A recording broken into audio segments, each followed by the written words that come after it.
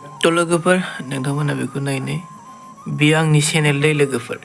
थ' नोंथांमोना नायनाय बेयाव आङो सानफिनि गेजेरावनो खालामदों 217 साबस्क्राइबारखौ साननैनि गेजेरावनो कमप्लिट खालामदों दै लोगोफोर दा हाउ टु कमप्लिट खालामगोन नोंथांमोनहा जुदि मोनथियाखैबा बे भिडिअखौ नायबाय थादो लोगोफोर थ' नोंथांमोना आं माबायदि भिडिअ आपल'ड खालामो सिगाङावनो नायनानै लाग्रोनाय लोगोफोर सबसे पहले आंनि चेनेलाव हाबग्रोसै थ' नोंथांमोना मिथिखायो आंनि चेनेलनि लग'आनो बेसेबां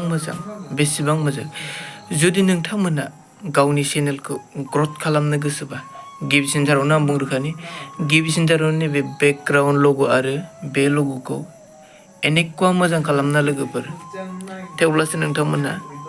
भिउवार्सफोरखौ ओरैबायदि एट्राक्टिभ खालामनो हागोन दे लोगोफोर थ' बे 217 साबस्क्राइबारा बेसेबां भिडिअ खालामनायजों कमप्लिट जादों नै 36 भिडिअ कमप्लिट खालामनायजों रे लोगोफोर थ' लोगोफोर नैबे मराव सुबाव मिथिगोन नोंथांमोना अब्लानो एसे हमनो हागोन दि बेसेबां भिउस माने बेसेबां खालामनायनि गेजेरजों बेबायदि खालामनो हायो दे लोगोफोर थ' एबाउट सेक्सनाव हाबदों र' लोगोफोर सार्भार एसे डाउन थ' लोगोफोर डिसक्रिपसनाव माबायदि लिरनानै दोननांगौ नोंथांमोना नायनाय आं मा लिरदों लोगोफोर हेल' लोगोफोर please support me I am Dhiren Mushahary from Khagrabari Kokrajhar BTR Assam थ' नोंथांमोना नाय आंनि लकेसनखौ नागिरनानै फैनोबा सोरबा एन्ड बेयो आंनि इन्सटाग्राम आइडि लोगोफोर एन्ड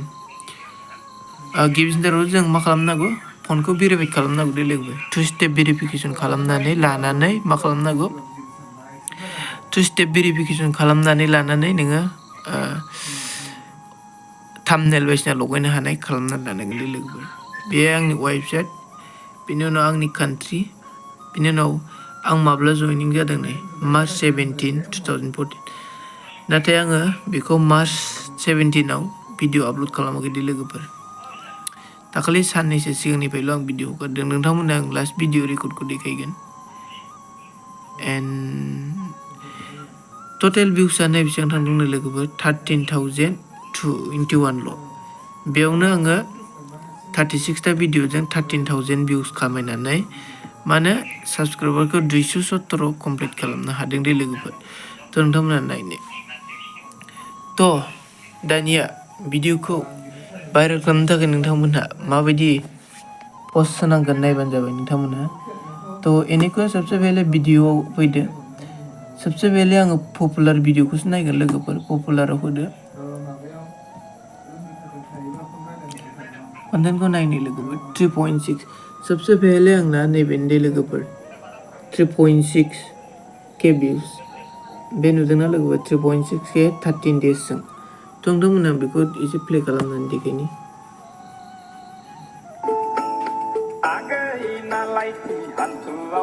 नोंथांमोना भिडिअखौ नुनानै दासान्दि मालायनि भिडिअखौ हगारदों होननानै जोबजासे नायबासो बुजिगोन नोंथांमोना मिथिखाबाय जानांगौ थाम्बनेल आरो टाइटेलाव नायनानै थ' दिनै भिडिअआ मा जागोन होननानै दा नोंथांमोना ट्रेन्डिंआव नुखादों जे हान्थु मेलेम गोनां सङा दा ट्रेन्डिंआव थांगासिनो दं दा बेयो जोंहा नयन बरगयारि आरो कारबि कसारिजों दिहुनजागोन दे आरो बबे प्रडाक्सनाव बे संखौ दिहुनगोन पारफरमेन्स खालामगोन होननानै दा आंथ' नायनो थाखाय जोबोरैनो एक्साइटेड जानानै दंखायो थ' लोगोफोर नोंथांमोना बेबायदि गोदान टपिकखौ लाबोनायनि गेजेरजों नोंथांनि भिडिअखौ भाइरेल खालामनो हागोन दे लोगोफोर आरो बिनि उनावनो आंनि नेक्स्ट भिडिअ मोनसे होबावनि खुलुमबाय लोगोफोर दिनै नोंथांमोननि सिगाङाव आं खोन्थानो नागिरदों दि बर'नि इउटुबार्सफोरा बेसेबां खामायो आरो बे स्क्रिनाव नुनाय सासे उन्दै इउटुबारा बेसेबां खामायो नोंथांमोना भिडिअखौ नायलांबाय थाबानो जाबाय आङो बेयाव सोरनिखौ खोन्थागोन होननानै बुङोब्ला जेरै बर'नि आलफ्रेड आदा एनिथिं एमजे आदा नै लोगोफोर बेखौबो नायबाव बर'नि न'खर हाबसै जों दतमायाव खुंफुंजानाय 57 एनुवेल कनफारेन्सआव थांनाय देबि जोङो दा बर'नि न'खर हाबबाय जेरावनो मोसौ गलि नुयो लोगोफोर मोसौ गलि नुखांबाय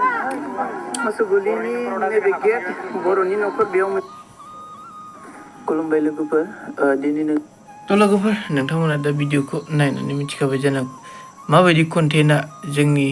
आथिखालनि मुगायाव माने फेमास जायो लोगोफोर थ' नोंथांमोना नेबाय था आङो मास मोननैनि गेजेरावनो मा खालामगोन नोङो मिथिगौ आङो मास मोननैनि गेजेरावनो 1K साबसक्राइबार कमप्लिट खालामगोन दे लोगोफोर थ' नोंथांमोनहा फोथायाबा दिनै बेसेबां थारिख नायनानै ला दिनै 21 थारिख बै मासनि 21 थारिखआव आङो 1K साबसक्राइबार खालामगोन दे लोगोफोर अब्लासो आङो बे इउटुबाव भिडिअ खालामबाय थागोन लोगोफोर स' लोगोफोर नोंथांमोना भिडिअखौ एसे नायनानै बुजिबायबा थेंक इउ स' माच